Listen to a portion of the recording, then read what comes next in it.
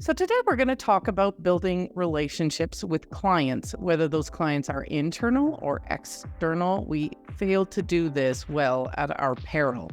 So, get some tips coming up right now. And here we are on the HR Hub podcast with me, Andrea Adams. Keep listening to learn about this and anything related to HR. You can also find me on YouTube. And today, again, my guest is Tiffany Castagno. Tiffany's an HR consultant out of Madison, Wisconsin, very recently, Madison, Wisconsin. She's the CEO of Zephyr Consulting. The moment I met her, I thought, I was, going to talk about something tactical. But then I met her and I'm like, she has a gift around this client thing, I think. So we explored that. And I've asked her to articulate how she goes about it. Hi, Tiffany, how are you? I'm doing well, Andrea. Thank you so much for that beautiful intro. I probably should have warned you. I was going to say that. Oh, God. I'm a little emotional. Yes. There was something there, though. And I think we all have something to learn from the way you go about it. So tell me about how you build relationships, whether it's an internal or external client. What are the fundamental elements for you?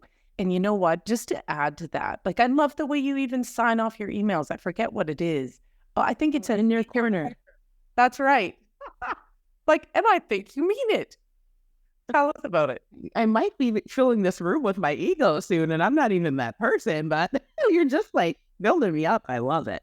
But that is important, right? As humans, to build each other up. And the in your corner thing is so funny because it was something that I was like, is this professional? Should I be doing that? And it's just something that stuck. I was like, you know what? It resonates with me. I am in people's corner. I have always been people's biggest cheerleader. I'm always a safe space, whether it's people at work or in my home life, my loved ones. People always have trusted me to listen and be a grounding force. And I get so many compliments on it. And I met another consultant probably 3-4 years ago who said, I use it too. And he was like, I used to wonder if it was appropriate too. And so I ran it past my wife and she was like, if it feels good to you, leave it. But it has become, it was something that I was saying, and I didn't want sincerely or, some of that stuff just didn't fit me because I do my work differently and it is relationship based. I want people to know that I am your guide. I'm not here to just tell you what to do, but we're going to walk this journey together. It's collaborative. We're going to co-create. We're going to have fun. We might even have some tears together, and it happens. But building relationships requires humanity, and that is huge for me. And it also requires listening and communication and talking about hard stuff if something's not going right for either a client or for me or a partner. Quite frankly, that's happened as well. Whoever I come into contact with. Humanity.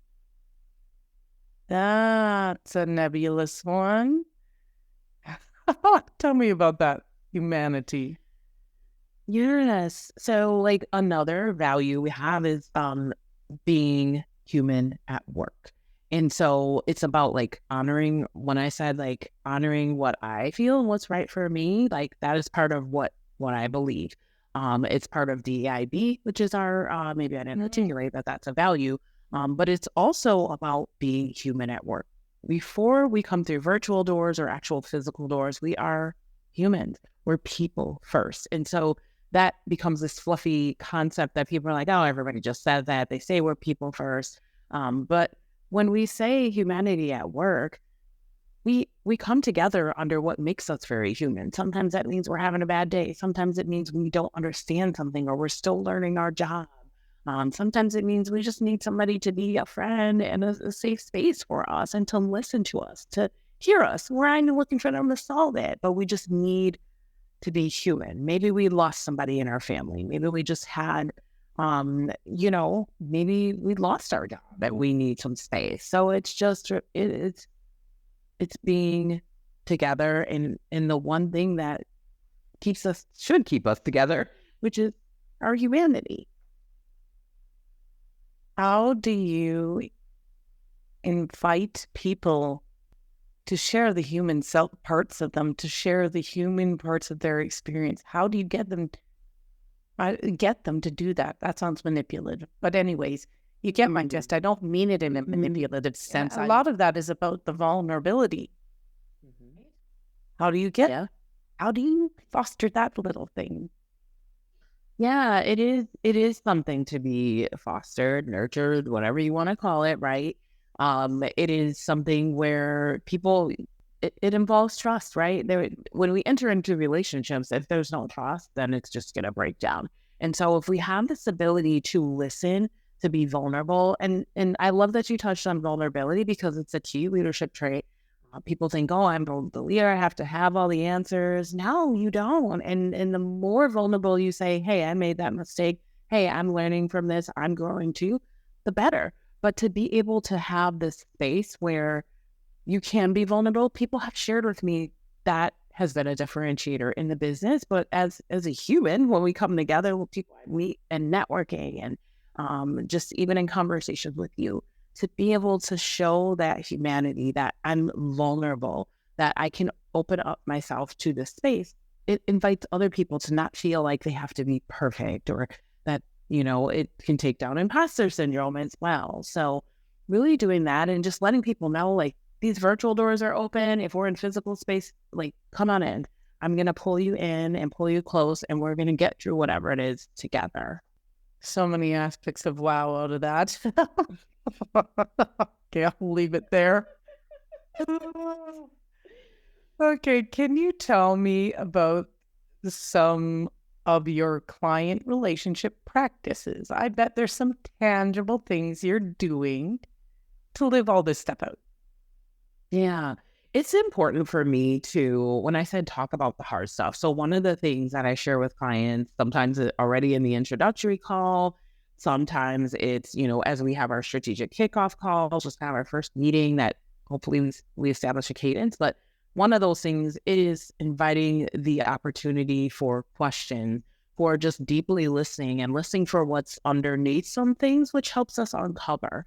And that, surprises people sometimes. I've found that my clients are like, wow, I can't believe you picked that up. And it's like, well, I'm listening to you, I'm present. And I've had my clients say, you really are, like, every value you say that you are doing, you're living out. People see that. If we're not authentic with what we're doing, they're going to see it and it's going to shine through. And so even, one of the things I say to them is, if something is happening in this relationship that is not working for you, I need to know. I need us to not bury that. I need us to talk about it. I know that it's going to be hard sometimes, but let's put it on the table. And I encourage leaders within organizations and teams to do that too. Part of the work we do, because it gets tough. And I find that that's often a piece that's missing for people, or where things break down when we're afraid to have those conversations. Can you tell me about a hard conversation, of course, not naming names, that you've had where a client took you up on the offer? Yeah, I think, having a conversation with a client around our project expectations and where they were expecting something out of the project that I was not. We somewhere along the line lost communication and something broke down because on their end, some communication hadn't happened. I assumed that had happened because we had talked about it. And so it was a matter of pulling them in and saying, this didn't feel good. I really want us to have a conversation around this. And this is and I named it.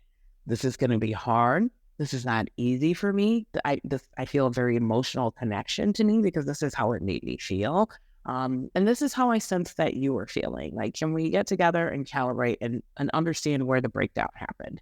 And it was a little bit intense. From their side, they were like, wow, I didn't realize that. And from my side, I was like, wow, I didn't realize that. But to hear from them and to use the actual words that it was, there's emotional currency here, was like, that just happened. Because we had built a relationship over 3 years. And that is what I want to, say to people, is that just because something happens, it doesn't mean you're automatically going to lose the relationship. In fact, it can enhance it and make it stronger. And that, in this case, is what has happened. And it's just evolved in an even more beautiful way because we talked about what sometimes people would sweep under the rug. Eh, that took a lot of courage. It did. It did. Hey, business owners, executive directors, are people stresses or challenges getting in your way? Imagine managing your people issues smoothly, addressing, better yet, dealing with employee problems before they're ever a big problem, adapting to all the changes in employee rules, and doing all of this easily. I can deal with your HR challenges so they're resolved. With me, you'll get the right things done, build a strong team, and create a workplace where the right people want to be. Your business deserves to thrive without a lot of HR hassle. I'm here to help you make that happen. With my assistance, you can focus on business growth supported by a strong team. Take a first step towards a better business today. Reach out and let's chat. Visit thehrhub.ca and let's begin transforming your people challenges. So you saw in your emails with in your corner and I think you mean it. But how do you keep it authentic without sort of like, you need this client to pay your bills, or you need this client to be successful in your job, if it's an internal client? How do you keep it from getting oily, greasy? My word is schmarmy. Like, how do you keep it real? Sometimes we can't, right? Like the situation I just described, we can do everything, but this speaks to not being prescriptive too. We cannot control for everything. We can influence, but we can only control for what we can control. That's something like as a business owner, as a leader, as people, like it is hard to do sometimes to feel like you're losing control. It can create great anxiety and whatnot. But for me, it is listening, and it's welcoming that person. I talk a lot about meeting people where they're at, or meeting people in the intersection of where they're at. And so it's not me prescribing for you, you need to do this and your culture will be perfect. It's tell me what you're looking for. I have some best practices. We have best, models and methodologies, tested approaches that absolutely will work, but they need to fit you. I had a client, we went back and forth for 6 months on their performance management thing because they were not about like pay for performance. And I'm like, tell me how you're going to make it objective versus subjective. And we did it. We accomplished that. It took 6 months, but it wasn't me prescribing it for them. They're like, this doesn't work for me. That feels too corporate or whatnot. Everyone has to be met where they are at the moment they need, at the stage of business they're at what they're looking to get out of that, at what we need in relationship. And so that for me is how I try to reduce the schmarm. Yeah, the schmarm. Now we're getting a whole nother dictionary going on, Andre. Yeah, exactly. It's got all of these this word. Okay. So, but that, we've got to tell our clients, and we get criticized if we don't, what's good for them and what's not good for them. Like, compliance being the most clear-cut example.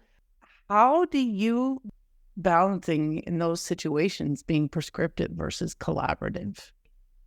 It is a tough balance because sometimes, when you talked about authenticity, it is the vulnerability, it's inviting the space, but it's also making sure that we leave enough space to be flexible with one another. And for the project to change, when COVID hit, we had to shift a lot of things, and it's trust to be able to let me guide them how I think that should happen. But then having them tell me, because your company, your employees, your team, your industry. And so I lean on that. That's what helps me be a stronger consultant. But I find sometimes when we talk about meeting people where they're at, is that sometimes I do have to be more prescriptive. And when we talk about the authenticity for me, like I roll how I roll, like I am who I am. I'm authentic 100% all day. And if that means a hard conversation in between, that's that. But it's hard for me sometimes to be very prescriptive because I thrive on that co-creation. And recently I had a client who said, I want you to do this. I want you to recommend this. And I'm like, oh, this feels like, and so it was like, okay, let's level set. we talked about how we can work together, and I can give you those best practices, but I need to, I felt like I was trying to like continuously extract.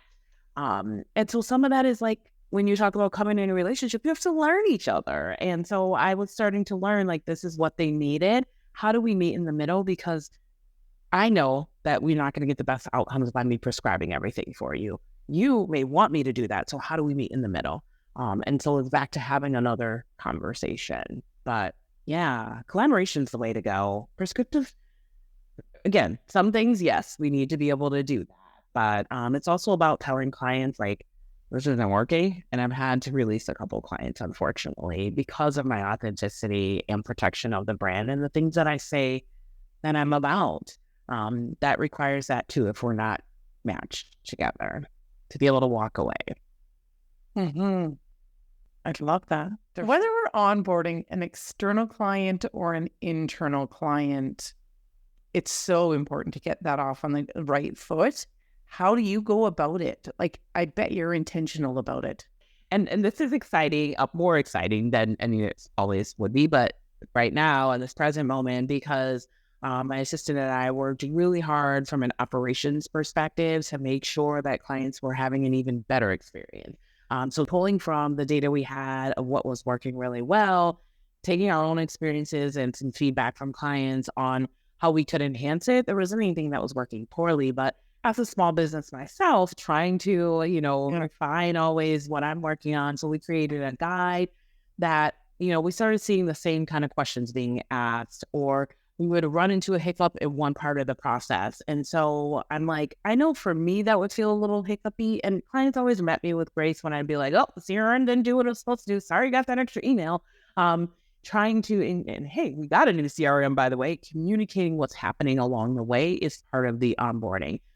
For instance, if I am onboarding a new client, which we've had a few lately, and I say, this is the timeline, it's establishing, expectations and being honest and upfront about, hey, right now, this is what's happening in June and July. We could look at an August start date, but also having designed questions so that I can make sure there's consistency in the client experience, that I can make sure that things aren't missing, that they get the best that they deserve out of the conversation before we even work together. If I'm telling them, let me help you onboard your team and do that effectively, and you have a bad experience with me and you don't get what you need, that's not good, right? And yeah, that's a good point. That's a very good point.